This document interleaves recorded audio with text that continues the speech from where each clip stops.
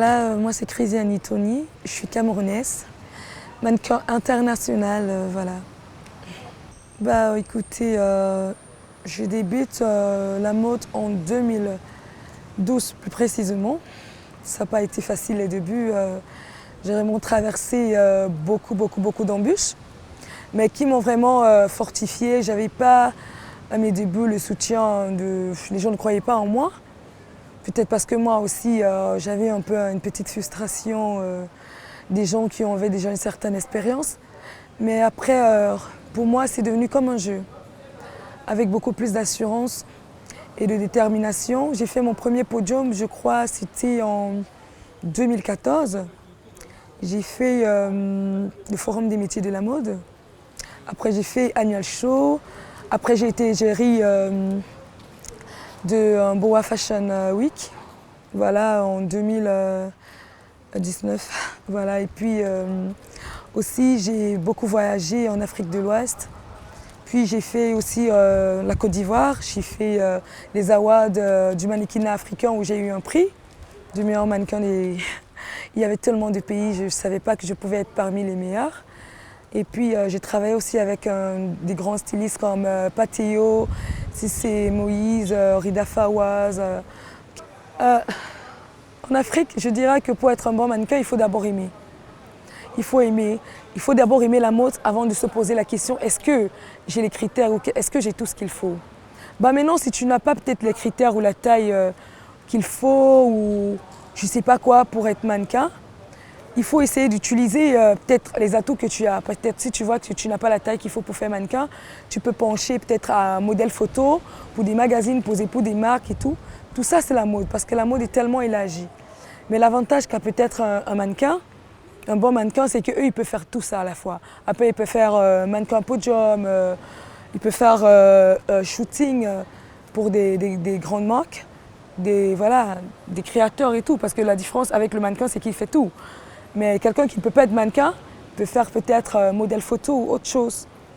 Donc c'est un peu ça. La difficulté en Afrique, c'est que en fait, bon c'est vrai, les choses commencent à changer parce qu'on n'a pas vraiment encore le soutien du gouvernement. Parce que je me dis, le mannequinat, on a toujours pris ce métier comme un truc entre guillemets, un métier assez vicieux, juste pour le plaisir, juste pour les mannequins sont là peut-être comme des icônes qui portent juste des vêtements et se pavanent. Parfois, même on les traite de prostituées ou de quoi que ce soit. Mais je pense que c'est un métier comme tous les autres. Parce qu'en fait, le mannequinat, c'est un peu comme quelqu'un qui joue au ballon, au football, que ce soit la musique. C'est un métier que pour moi, je pense qu'on doit respecter. Parce qu'en fait, c'est la culture. Le mannequin, c'est celle qui valorise la culture africaine. Et les designers, ils ont besoin des mannequins comme les mannequins ont besoin des designers. Parce qu'à travers c'est la mode, quoi. On exprime quelque chose. On exprime quelque chose, on valorise une culture qui existe depuis même, je veux dire, des décennies, quoi. Bon, maintenant, chaque année, au fil du temps, on essaie de moderniser. On essaie d'améliorer et on essaie de donner la valeur de ce que l'on a. C'est à peu près ça. Mon plus beau souvenir, pour être honnête, c'est à Abidjan. Parce que j'avais fait tellement de podiums, mais gagner un prix et être nominé parmi meilleurs mannequins avec plus de 20 pays invités de différents horizons où il fallait compétir et qu'à la fin, on te donne ce prix de mérite parce que les awards du mannequinat africain, c'est un événement vraiment international, tellement connu. Parce que cette grande dame, qui est Madame Fatim Sidimi, était d'abord un ex-mannequin qui a fait Londres, qui a fait beaucoup de son parcours aussi un peu en Europe et qui s'est dit pourquoi seulement chez eux.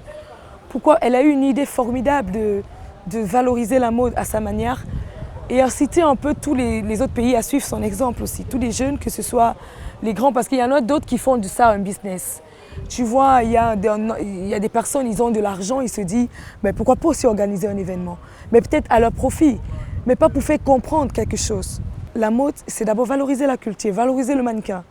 Se dire oui, le mannequin, elle travaille dur pour ça. En fait, elle aime ce qu'elle fait. Donc elle mérite d'avoir un salaire tout le mois, être bien prise et tout. Mais en Europe, tu vois, quand on nous invite dans d'autres pays, vous voyez, on paye nos billets d'avion, on est bien logé, on a un salaire. Mais dans notre pays, parfois, c'est pas ça en fait. J'ai l'impression que chez nous, on n'essaye pas aussi de copier un peu ce qui est bien chez les autres. qu'on sache que pourquoi nous on veut toujours, on ne nous pousse pas à rester chez nous et dire nous on veut rester dans notre pays et faire la mode. Mais tellement c'est dur que tout le monde, un mannequin lui pour eux c'est seulement voyager Paris, ceci, parce qu'eux ils voient que là-bas on est plus bien pris en charge. Pourtant chez nous même on peut le faire. Si et seulement si, il y a un changement, si on est bien traité, si on a des conventions, s'il y a une règle par rapport au mannequinat, à ne pas à mettre sur pied quoi. Peu importe, donc je pense que pour moi, il y a encore beaucoup à faire. Mais vraiment, l'Afrique aussi est déjà, pourtant, le talent c'est en Afrique, les bons mannequins c'est en Afrique. Un conseil que je peux donner aux jeunes maintenant, en guillemets, il faut faire toujours ce qu'on aime, croire en ce qu'on aime. Ce qu'on aime n'est jamais facile. On n'a pas toujours ce qu'on veut au début, on souffre toujours, donc il faut traverser des étapes. Si tu aimes ce que tu fais et que tu travailles dur, pour ça, tu vas arriver. Le succès, ça ne trompe pas. On n'est pas obligé de passer par des conditions, comme j'entends dire beaucoup de personnes. Je crois que s'il y a des mannequins qui se conditionnent, c'est parce qu'elles ont voulu, c'est un choix de vie. Mais moi, je suis une personne, je suis mannequin, ça fait 7 ans.